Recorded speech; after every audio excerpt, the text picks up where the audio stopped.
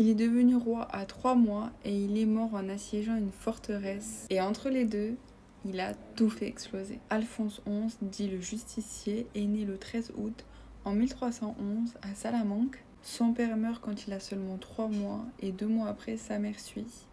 C'est un peu tragique. Il est donc proclamé roi de Castille et de Léon à seulement 3 mois. Et pendant 13 ans, le royaume est livré aux régents qui se battent entre eux pour le pouvoir. En 1325, à 14 ans, Alphonse prend enfin les rênes et les serre très fort. Il a une épouse légitime, Marie de Portugal, mais dès 1330, il vit ouvertement avec sa favorite, Léonore de Guzman, avec qui il aura 10 enfants illégitimes, élevé presque au rang de prince. Mais malgré le scandale, son règne est brillant.